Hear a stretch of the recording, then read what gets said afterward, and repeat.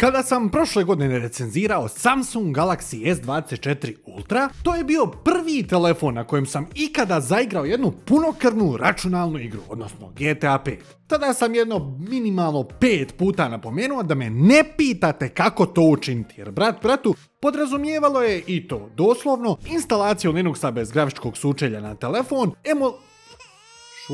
emulaciju Windowsa unutar Linuxa, kreiranje Windows kontejnera s UI-em, instalaciju drivera i biblioteka, prebacivanje već instalirane piratizirane igre jer drugčije nije funkcioniralo i onda i tonu postavki. Plus igre niste mogli igrati na džojstiku. E sad, zamislite da na vašem telefonu i vi možete zaigrati GTA 5, Far Cry 3, Assassin's Creed Black Flag ili neke druge računalne igre, a da ne morate raditi ništa od ovih koraka koje sam nabrojao. Nego samo kliknuti na preuzimanje igre, pokrenuti je, spojiti kakav džojstik i to je to. Zamišljati ne morate jer je u posljednjih par tjedana svjetlo dana ugledala toliko fantastična aplikacija da nas je strah preporučiti je i to ozbiljno. Znate kad je nešto toliko dobro da bi bilo istinito ili u ovom slučaju sigurno. Uglavnom, ako želite vidjeti kako vaši telefoni sada mogu vrtjeti igre s računala, ne idite nikud.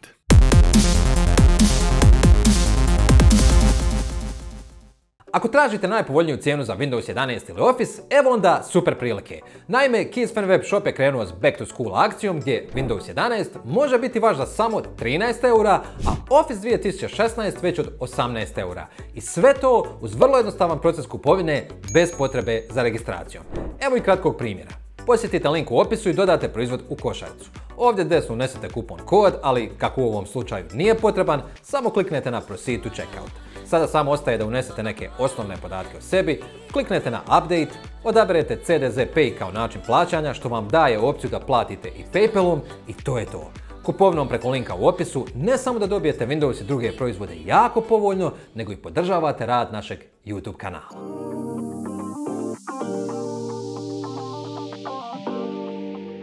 Sama aplikacija koju nas iskreno i dalje je strah preporučiti, vidjet ćete i zašto, nije nova.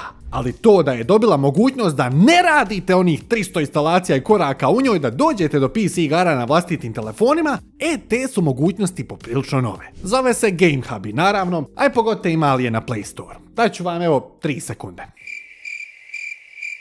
Naravno da je nema na Play Store, a instalacijom iste sa službene strance na svojim telefonima možete igrati PC igre, bile one na vašem Steam računu ili ih vi ručno preuzeli i prebacili na telefon Black Flag style, kontate.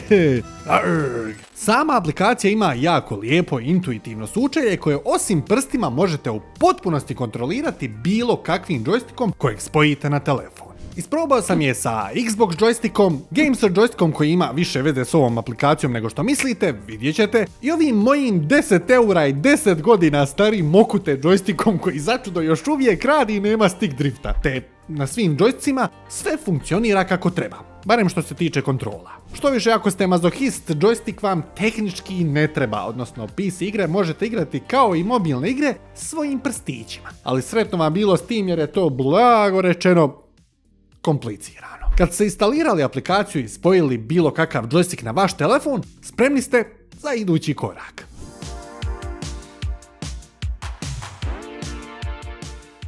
Iako igre možete piratizirati i prebacivati na telefon kabelom ili skidati direktno na telefon, ja naravno takvo nešto niti smijem, niti hoću podržavati. Srećom u GameHubu se možete logirati na svoj Steam račun i onda doslovno samo izabrati igre iz vaše biblioteke, pritisnuti preuzimanje, pričekati download i pokrenuti. GameHub će vam izlistati tonu popularnih igara, te ako ih imate, pritiskom na igru dobit ćete ikonu za preuzimanje, a ako ih nemate, poslaće vas na Steam da ju kupite uz tipku Buy Now. Što više, GameHub će čak sinkronizirati vaše cloud save-ove u igrama tako da možete neku igru igrati na računalu, nastaviti na telefonu, pa opet onda nastaviti na računalo. Zaista fora i doslovno sve radi jednim klikom. Što više, spojite li svoj Steam račun, GameHub će instalirati sve što je dodatno potrebno u svaku igru, pa ste tako zaista na konju i nema nikakvih postavki ni mudrolija. Što više, GameHub ima rastuću zajednicu pa će vam od svaku igru pisati koliko će se dobro vrtjeti na vašem telefonu, odnosno kakav čip vam je minimalno potreban za ugodno igranje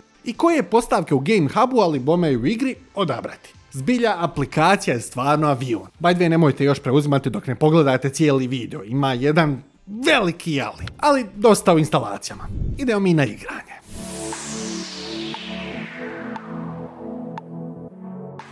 Bili vi na telefonu ili tabletu i spojili vi joystick i vaš Steam račun ili ne, vrijeme je da zaigramo koju igru. Ja sam sa svog Steam računa preuzeo nekoliko srednje starijih igara koje su mi onako i dalje srcu drage, a i ne zauzimaju po 100 GB memorije, te daju se igrati na joysticku. I naravno, nema multiplayer naslova jer ne želim izgubiti ovo malo kose što imam, a i zato što uglavnom ne rade. Shvatite, ovo je tona emulacije.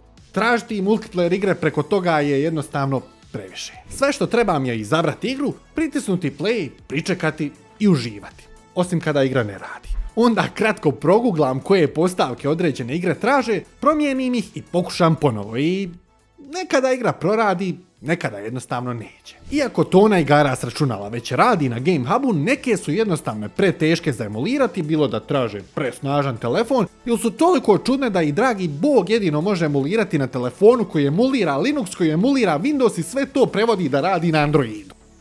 Najviše sreće ćete imati ako vaš telefon ima Snapdragon čip i to ne ovaj najnoviji, nego godinu ili više godina stariji flagship. Od 865C pa nadalje. Do Gen 2C, Gen 3C, da. Radi Game Hub naravno i na Exynosima i MediaTek čipovima, ali znatno sporije i znatno manje igara uopće želi pokrenuti. Ali evo, iako ovaj Snapdragon 8 Elite u mom Xiaomi 15 Ultra nije podržan, on bez problema pokreće igre poput Metroa 2033, Tomb Raidera, GTA 5, meni iznimno dragog Binding of Isaaca, Dirt 3C, legendarni Fallout New Vegas, te začudo i poprilično frišak Hollow Knight Silksong. Drugi na svojim telefonima što sam vidio na internetu preko Game Huba već igraju i prvi Red Dead Redemption, različite Call of Duty, barem one kojima su kampanje zapravo dobre, različite Need for Speed igre i mnoge druge računalne igre. U samo godinu dana od instaliranja 300 aplikacija, servisa, postavki i sučelja koje ni za telefon nisu ni za što, došli smo do gotovo jednog klika i vaše omiljene računalne igre odjednom možete igrati na svom telefonu.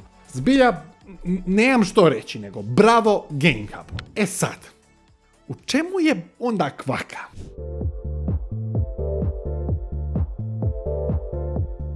Da prvo skinemo s dnevnog reda nekoliko osnovnih kvaka, pa ćemo onda do one najbitnije. Prva stvar, ograničeni ste snagom svoga čipa, ali i brendom, jer bez Snapdragona u telefonu mnogo toga neće raditi kako treba, jer će trebati dodatne postavke. To onda automatski čini ovo jednostavno kompliciranim iskustvom. Nije to. Drugo, emulacija Windowsa preko Linuxa na Androidu uzima dosta rama, pa bez 8 GB ni ne pokušavajte. Treće, mislim da je ovo očito, ne funkcionira na iPhone-ima. Četvrto, ovo će vam zaista namučiti telefon, što znači da će duljim igranjem isti dobro zagrijati i podcrkati to baterije što imate. Peto, računalne igre zauzimaju dosta memorije. Nije zgodno na telefonu otkinuti 20, 30 pa čak i 100 GB memorije samo radi jedne igre. Pa pripazite na memoriju. A šesto i možda najbitnije je to da se i sam nakon testiranja pitam u čemu je kvaka. Ne, sve ovo nije smislio Game Hub, nego i oni koriste vanjske i besplatne dostupne emulatore poput Box 64 i Winlatora u pozadini, samo ova vas aplikacija ne mori nikakvim postavkama i omogućuje vam da sve spojite na svoj Steam račun. Inače, to rade uz pomoć GameSir firme koja proizvodi stvarno dobre i jeftine džojstike, te vjerojatno GameSir u ovo ulaže, neće li vam uvaliti i koji džojstik da imate čime igrati. Ali ne mogu se prestati pitati u čemu je pobogu kvaka. Ni reklama, niti ikakve naplate, što više nakon logiranja u Game Hub i spajanja svog Steam računa, za svaki slučaj sam promijenio šifre i za Google račun i za Steam. Ali stvarno nema ni nikakvih pokušaja provale ili nečeg sličnog. U biti, zašto bi ovo Game Hub ili GameSir, kogod da ovo financira, radio potpuno besplatno? Jednostavno mi nema logike ili jednostavno još ni oni ne znaju kako bi ovo monetizirali. Možda se to promijeni. Što više, lista kompatibilnosti igara se širi, aplikacija se nadograđuje svako malo i dobiva stvarno dobre mogućnosti. Mogao bi lako reći da je ovo raj za ozbiljne gamere koji se tu i tamo nađu predaleko od računala ili konzola. Ali se ne mogu oteti nekakvom dojmu da sam ja i stotine tisuća drugih gamera, da ovo je postalo poprilično popularno, jednostavno proizvod. Jer znate kako kažu, ako je proizvod besplatan, vi ste proizvod. Ne znam, ja prvi uživam koristeći ovo, iako ne dobivam tipa 200 FPS-ova u svakoj igri i znaju u stvari tu i tamo i zatrzati, ali zbilja mislim da sam nešto mašio. Jer kako je ovo besplatno? Kako nema reklama? Kako uopće zarađuju? Nemam blage veze. Ali ono što znam je da ako se ovo solidno komercijalizira, gaming na telefonima bi mogao postati zbilja dobar. Što vi mislite? Kako je ovo moguće? Kako uopće zarađuju? Jeste li isprobali GameHub ili neke druge emulatore na svojim telefonima? I zašto niste pogledali našu posljednju Retrobox epizodu, pa gdje će li van duša? Ja, evo, taman mi je došao alat da spremimo i idući Retrobox. Veselim se vašim komentarima, te do idućeg puta čujemo se u komentarima. 2 put komentarima.